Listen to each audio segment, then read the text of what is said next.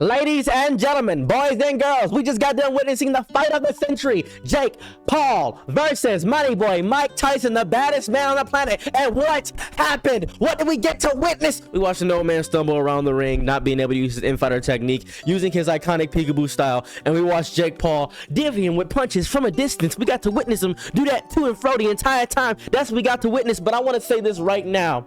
The fights before, we got to watch Niraj versus Post Malone. That was the first fight. That was an interesting fight. I thought it was very boring, uninteresting. I'm not gonna lie to you, I hate every minute of it. But the second fight, Mario Barrio versus Ramos, that was pretty good. That was the highlight of the night to me. But the real highlight was the women boxers. Those women boxers, that cut that she had above her head, Saraya, she was going crazy and she got scammed out of that fight. But everybody was here for Mike Tyson versus Jake Paul. And I was saying this before. If you saw the video I made before, this one right here, saw the video I made before this one, guess what? You guys know how I felt. You guys know what's going through my brain, my mind, my entire core, my being. You guys know what I felt. I felt in my soul. I said to myself, I think Mike Tyson's kind of old. You can't really beat age. Father time comes in. It's understandable that you may think to yourself, oh, I'm an old man, I can fight these younger fighters. But there's better workouts, better technology. There's more strategy. We've seen Mike Tyson's strategy play out before. We've had all these fights to review and all that strategy he has, and he stuck to his old style, thinking it was going to work.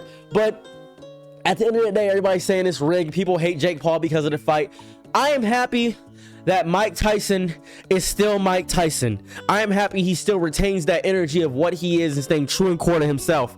And I thought I was going to go into this after the fight hating Jake Paul. I thought I was not going to like Jake Paul in any capacity. And yeah, Jake Paul is, the Paul brothers suck overall. Logan Paul is literally a heel in wrestling, and Jake Paul is not somebody I'd invite over to family dinner. But he has a lot of charisma. The charisma going through and how he speaks is the reason why he has his fan base, and he knows how to speak to people. He knows how to get out of situations. He knows how to sell mold lunch lease to people. He knows things, and that is an important factor of why he is an iconic performer and an entertainer, and that is what made the fight enjoyable and entertaining. He came out rolling in a car. He came out rolling in a car. He came out rolling in a big old car, and everybody was like, oh my goodness. He had a transformer for some reason there. There was this big transformer mechanized thing.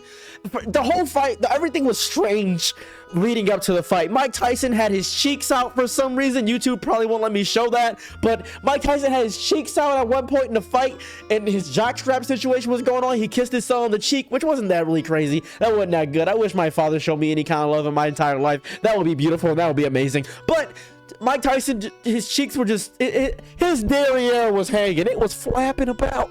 It was flapping. And I was a little bit confused and concerned by that, but that's okay. That's okay, because Mike Tyson showed that he still has that demon in him. I'm Mike Tyson. I'm Money Boy Mike Tyson. I love pigeons, and I got that demon in me. I got that demon coming out. I'm peekaboo with that. And I saw that. But Mike didn't get to use his infighter personality. I know a lot of people, especially right now on Twitter, are angry. They're probably like, oh, this is rigged, this is crazy. Somebody leaked a fight script saying he was going to end in round 5. A lot of people were saying this is insane. Mike Tyson went in there with an injury. He did not use that as a complaint, though. He said, oh, I don't care about that injury. I don't care about that. He was biting his gloves most of the fight, and then they said, why were you biting your gloves most of the fight? Honestly, I got a biting fixation. I got a fixation with biting. Every piece that I witnessed tonight, all that 4-hour wait, all the mess ups on Netflix. Can we talk about the Netflix mess ups right quick?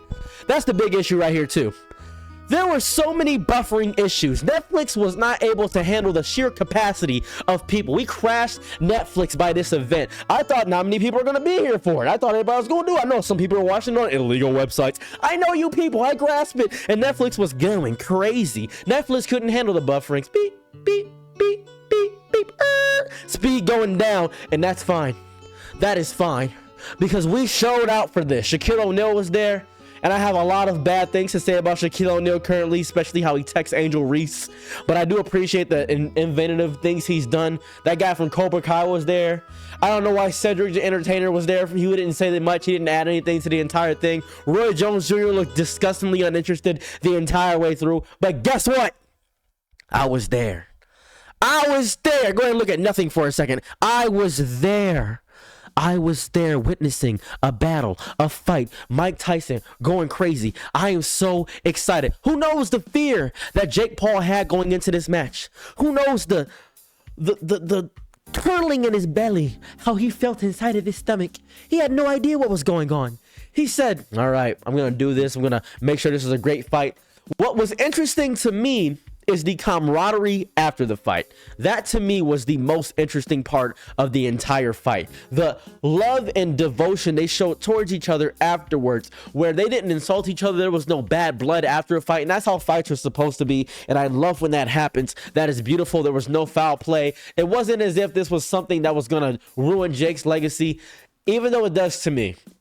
Despite the fact that Jake gave that very empowering speech at the end, and everybody was saying, oh yeah, you know, he beat up a 58-year-old man. What was the point of the match? Was it a passing of a torch? Was to show that he was a great? Defeating old legends doesn't make you powerful. It doesn't make you amazing. One game I love deeply, and I play a lot, is Dark Souls. In Dark Souls, we're not beating them at their prime. We're beating old visages of a legend. We are beating people who are already gone, and their flames are merely embers. We are not witnessing the full strength of what they are, and they are still difficult. We do not get to see the full grandeur and splendor of what they once were. We don't get to see that. Mike Tyson, we know that if he was younger, if he had his abilities, we're always saying, oh, if he was 20 years younger, if he was 20 years younger, he was 20 years younger. That's fine. That's dandy. That's cool.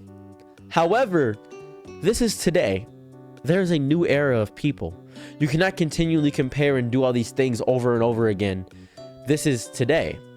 Granted, seeing his age now and seeing how Jake Paul currently is, I would say Mike Tyson, if he was younger, he would have won the match. But Mike Tyson is not younger. Mike Tyson is an old man who can make his own decisions. We shouldn't pity a 58-year-old man who makes his own decisions and decides to step into the ring with somebody. Mike Tyson made this choice in himself, and that's something I have to accept.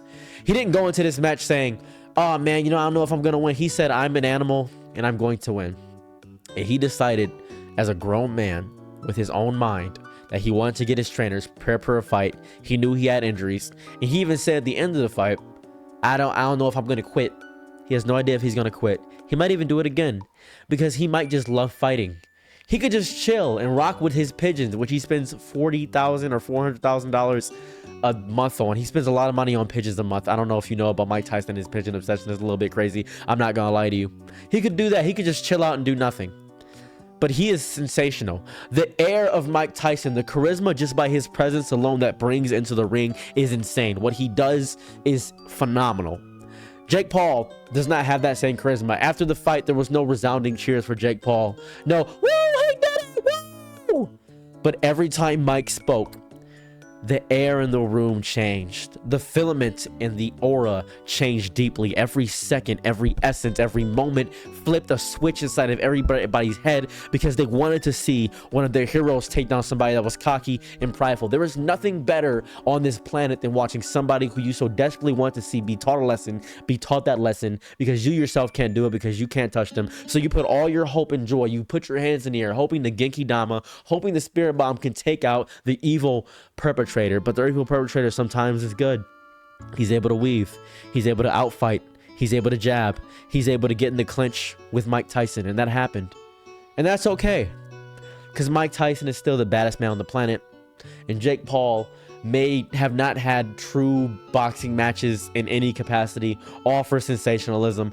Who knows if he wants to be a big boxer, but his name rings true that we want to see him lose, and the want of seeing him lose is going to keep getting him and garnering him money over and over and over again. And I'm happy that Mike Tyson got a bag out of this. I believe it was 20 million. I'm happy that Jake Paul got a bag out of this. They both got a crazy, egregious amount of money, and we all tuned in to witness them get millions of dollars.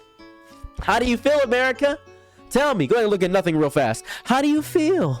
How do you feel knowing you just watched somebody get millions of dollars? How does it feel watching somebody that you love deeply in your soul, that you witness as a hero, get paid a crazy bag, but also in that same vein, the other person you view as a villain get paid that same crazy bag? All your bets are gone. It was won by decision. There was no knockouts. Are you satisfied? Are you satisfied with this boring fight? I'm not. I'm not satisfied at all. I'm not satisfied at all. I wanted a knockout. I wanted viciousness. I wanted chaos. I wanted blood to be spilled. That's what I wanted. But I didn't get that.